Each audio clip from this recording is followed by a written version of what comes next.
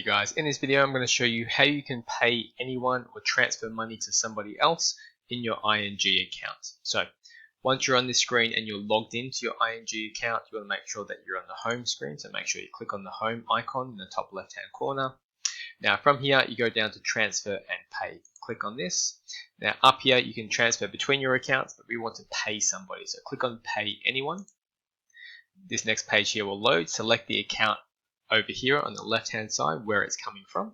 On the right hand side you can select to, so who is this going to.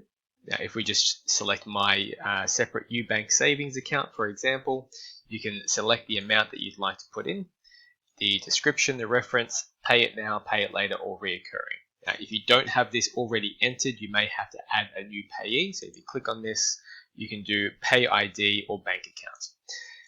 Go down, click on payment.